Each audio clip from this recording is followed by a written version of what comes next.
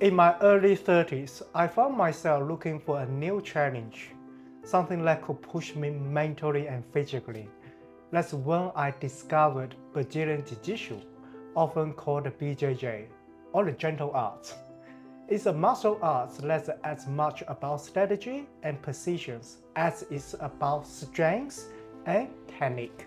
Unlike the fast-paced striking you see in a TV like a Muay Thai or boxing, Jiu-Jitsu is a slow, deliberate chess game played with the body. And at first I thought it's just about combat, learning about self-defense or getting into shape. But as I trained, I realized Jiu-Jitsu is so much more. It's a masterclass in patience, discipline, and leverage. Qualities that don't just apply to mat, but also to life, and especially to build lasting wealth. If you have ever felt overwhelmed by the idea of money, whether it's budgeting, investing, or growing your wealth, this video is for you.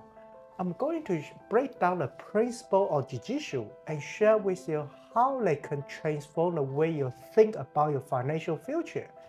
Even if you had never stepped onto a mat before, these principles are universal. Stay with me, and by the end, you will have a new perspective on both Jiu-Jitsu and money, and how mastering one can teach you to master the other. Let's get into it now. Principle number 1. Defense before offense. The foundation of survival. In Brazilian Jiu-Jitsu, your first lesson as a white belt is about flashy submission. It's about survival. For the first solid 1 to 2 years, your goal is to learn how to defend yourself. Sometimes you are the nail, and sometimes you are the hammer. But no matter what, you always keep your guards up. If you stay calm and protect yourself, you will eventually find opening point to turn the tide in your favor. Money works the same way. Before you even think about growing your wealth, you need to protect yourself with a financial defense. An emergency fund, for example. Think of it as your guard in life. 6 to 12 months of living expense set aside so that when life throws a financial storm or the market crashed, you don't have to liquidate your investment position at a loss just to pay the living expense. An emergency fund and a key asset strategy provides you with a critical buffer, giving you the time and space to handle uncertainties and navigate worst-case scenarios. It's like being in an airplane emergency. You must secure your own oxygen mask first before helping others. Without protecting yourself first, you can't effectively manage what comes next. Let me share with you a story. I once had a client who felt stuck financially because of unexpected medical bills. They were forced to sell off their investment during a market downturn. Had they built an emergency fund first, their long-term financial goals would have stayed intact. The lesson? Whether it's surviving in Jiu-Jitsu or thriving in personal finance, defense comes first. Protect yourself, build your foundation, and when the time is right, you will be ready to play offense. Principle number 2. Position over submission. Prioritize fundamental first.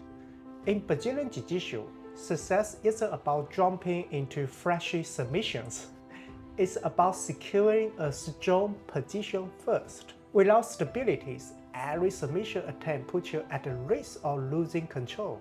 The same principle applies to building wealth. Instead of chasing high-risk trades or try to squeeze out an actual percentage of returns with complex technique, focus on creating a solid financial foundation. That means diversify your investment across countries, industries, and asset class to minimize risk and maximize long-term stability. As Warren Buffett wisely said, never risk what you have and need for what we don't have and don't need. He also said it's insane to risk what you have and need for something you don't really need. Chasing unnecessary gains can lead to losing the very foundation you have built. Let me share with you an example. I have seen investors sacrifice their diversified portfolio to gamble on speculative assets, hoping for quick wins. Most end up backpacking, rebuilding what they had before. On the other hand, disciplined investors who focus on diversifications and risk management consistently grew their wealth over time. The takeaway, whether on the mat or in the market, control and stability come first. In Brazilian Jiu-Jitsu, the position before submission. In finance, is your fundamental before growth. Secure your base and everything else will fall into place. Principle number 3, leverage over strength, the measure of compounding. In Brazilian Jiu-Jitsu, leverage is everything. A smaller, weaker person can defeat a much larger opponent by applying proper technique and positioning. It's not about brutal strength, it's about using small, consistent effort to create maximum impact. Finance works the same way. The key to building wealth isn't just about working harder or earning more. It's about using compounding, the ultimate form of financial leverage. As Albert Einstein famously said, compound interest is the eighth wonder of the world. He who understands it, earns it. He who doesn't, pays it. Let's use Warren Buffett as an example. Over 90% of his net worth was built after his 60th birthday. Amazing, right? Why? Because he started investing early and let compounding do the heavy lifting over decades. Small, consistent investment over time grew into billions. The beauty about compounding is that it takes small effort, like investing regularly in an index fund and return them into massive results over time. It's very much like Jiu-Jitsu. The right leverage makes what seems impossible completely achievable. The lesson, whether on the mat or in finance, leverage isn't about doing more. It's about doing the right things consistently and letting time do the rest. Start early, stay disciplined, and watch the magic of compounding transform your small effort into massive result. Principle number 4, efficiency over excess. A systematic approach to wealth in Jiu-Jitsu.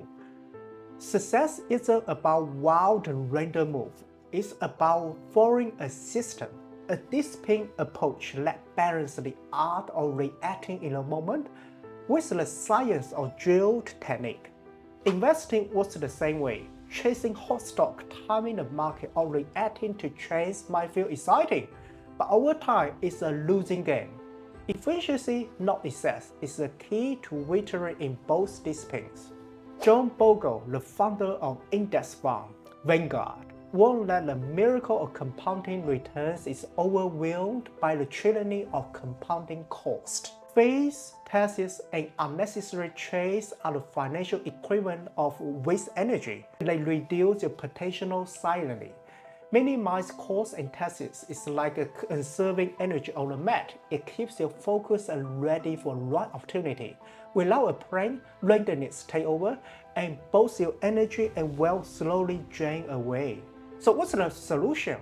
The solution is simplicity. In Jiu-Jitsu, a well-rehearsed system allows you to conserve energy and control the fight.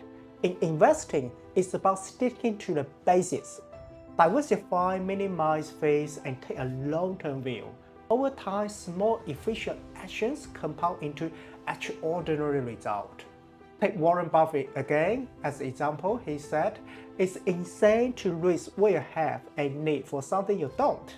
Whether passing a guard or grow wealth, success is about doing less. It's about doing better. Efficiency always beats excess. Principle number 5. Slow is smooth, smooth is fast. The journey to mastery. In Jiu-Jitsu, the mantra, slow is smooth, smooth is fast, reminds us that mastery isn't achieved through rushing a consistent comparison. It comes from deliberate, consistent effort. The fighter executing Forrest's move didn't get there overnight. That success built on countless hours of practice, setback, and persistence. Similarly, in building wealth, the outward market of success, like the fancy cars or big house, rarely tell the whole story. Behind the scenes might be years of disciplined savings, relentless work, or even risky debt. As the saying goes, comparison is the thief of joy. True progress in both jiu-jitsu and finance is all about playing a long game. Most people overestimate what they can accomplish in a year, but underestimate what they can achieve in a decade. Incremental improvement, the Kaizen principle of getting 1% better every day, create transformation over time. In wealth building, this means consistently saving, investing, and learning. Even when results feel slow, like planting a tree, the best time to start was 10 years ago, but the second best time is today. Gratitude and perspective are the key to staying on track. Be thankful for the ability to change, to save, and to build something meaningful. Many will give anything for those opportunities. The day you start racing against others and focus on your own journey is the day you start winning. Progress isn't fast, but it's steady, and that's how you win a long game. In conclusion, the mastery, whether on the mat or in building wealth, isn't about speed or perfection. It's about patience, gratitude, and showing up consistently. Don't compare your progress to others. Focus on your own journey, one step at a time. Slow rarely is smooth, and smooth rarely is fast. In the end, it's not about how quickly you arrive. It's about the distance you have traveled and the growth you have achieved along the way. It's not about the black belt, the bigger house, or the freshest cars. Those are just the milestones. In my view, the real reward is the person you become through the process, the discipline, the resilience, and the wisdoms you gain. That's what truly matters. If this message spoke to you, I would love to hear your thoughts. What has been your biggest lessons on your journey? Drop a comment below. I read them all. And if you found valuable information here, don't forget to like the video and subscribe to the channel. Share this with someone who needs a little encouragement today. Let's grow together and keep striving to become the best version of ourselves. See you in next video. Oz.